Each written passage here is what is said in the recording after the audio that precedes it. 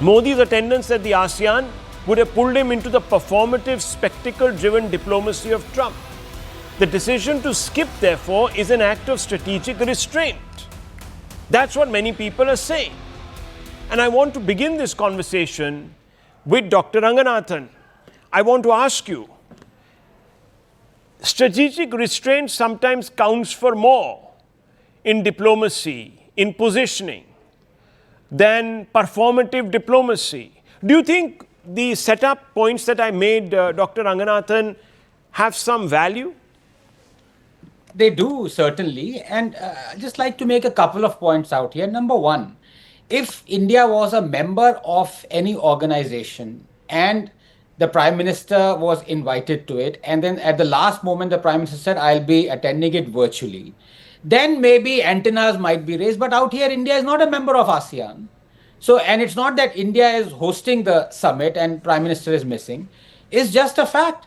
The same thing was in Sharm el-Sheikh. India felt no need. We are looking after our interests, and it is despicable for Congress to time and again use Trump as for Modi bashing, when the all evidence points to the exact opposite. I mean, please remember, ever since the time that Trump imposed 25% tariffs on account of us buying Russian oil, and Trump has been shouting on the rooftop, do not buy Russian oil. Ever since that time, we have bought 130 million barrels of Russian oil. Would you call that surrender? No, you wouldn't. Any sensible person wouldn't. But the shamefulness of Congress is that they latch on to Trump so that they can, use that as a stick to beat Modi, without realizing that Modi is actually using a carrot and stick policy with Trump.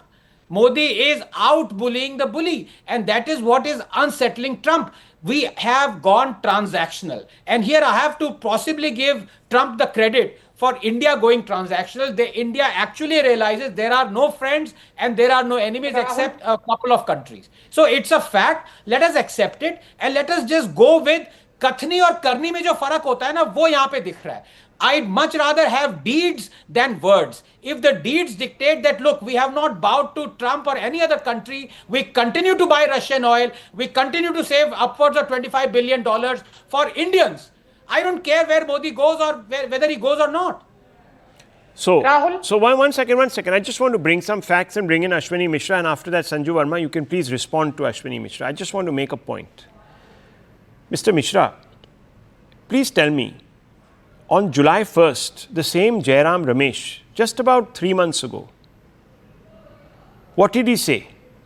Ahead of the Prime Minister's upcoming overseas visit, the Congress party, and I'm quoting, launched a sharp attack accusing him of avoiding pressing national concerns. बोला घर में बैठो, बाहर जाने की क्या जरूरत है? These were the quotes. They said that he was on a jaunt, and he dubbed Modi the super premium frequent flyer Prime Minister, Ashwini ji. And he said, when the going gets tough, the self-styled toughs get going, suggesting that Modi is fleeing from critical domestic issues that requires immediate attention.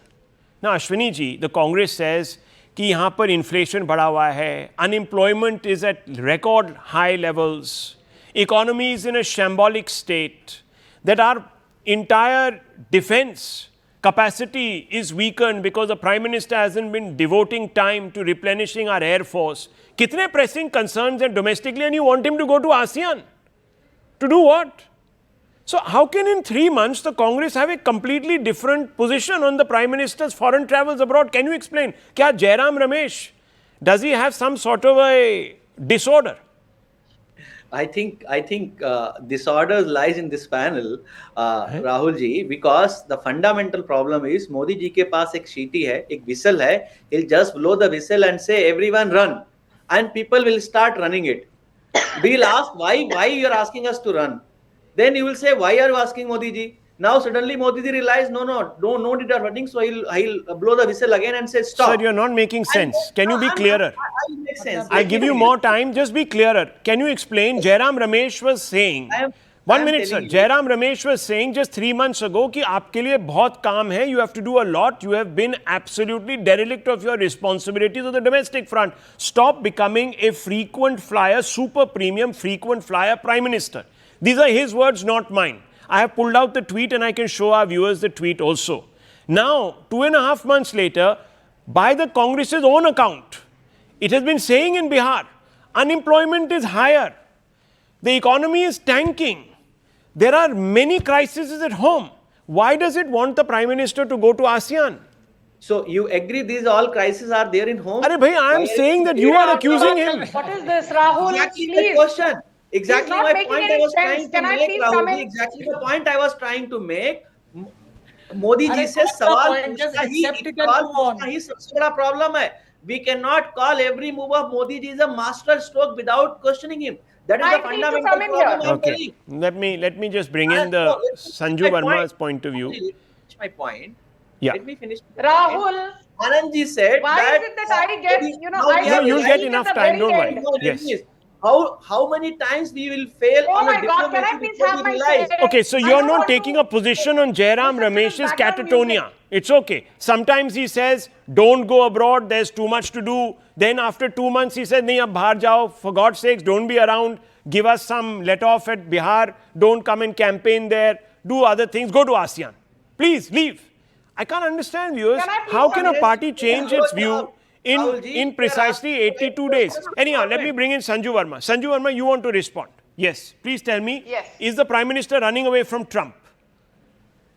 You know, Rahul, let me say one thing very clearly. This is a serious debate. I first want to focus on facts. Prime Minister Modi's ASEAN policy is based on 3 C's: commerce, connectivity, culture. You will be surprised to know, though you are very well aware of facts, in the last 11 years, there has been a 25-fold, mind you, not 25%, Okay. a 25-fold jump in India-ASEAN bilateral trade, which currently stands at $135 billion plus every single year. That's my second point. My third point, Rahul, do you know, since we just discussed Bihar in the previous debate, which is the region which sends the maximum number of students to the Nalanda University in Bihar, apart from homegrown Indian students? It is students from ASEAN. Let me tell you who are the biggest users of India's digital public infrastructure, barring homegrown Indians. Okay. It is people from the ASEAN countries.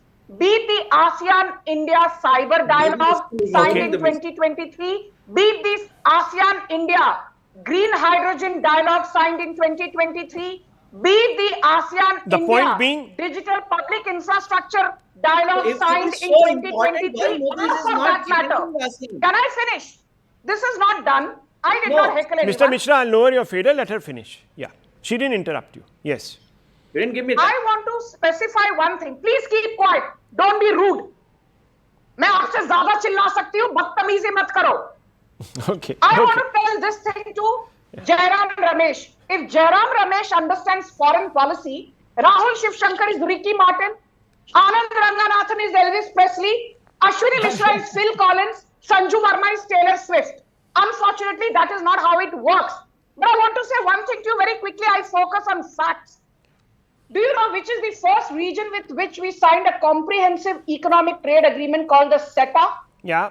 It was the ASEAN in 2022, followed by Australia in 2022. But what is the point? Followed by the FTA with UK in 2025. But Rahul, 10 seconds more. 3 visits to Indonesia by Prime Minister Modi in 2018, 2022, 2023 to focus on maritime security. Jairam Ramesh ने कहा, इसकी क्या जरूरत थी?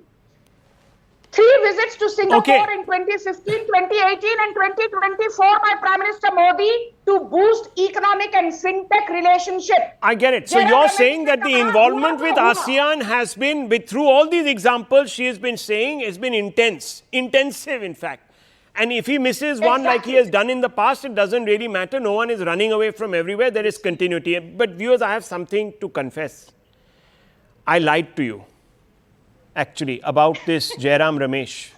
Jairam Ramesh did not make a jibe. He made a jibe 82 days back, but he also made one just 50 days ago at the Prime Minister, saying, Manipur mein itna crisis hai, why are you going to Japan and China?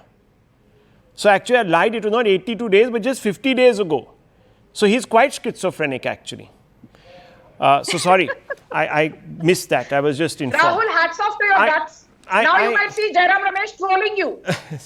He might give you lessons in you social can't troll a media. fact. I just want to move on, viewers. I want to move on because I have something important to share with you, viewers. And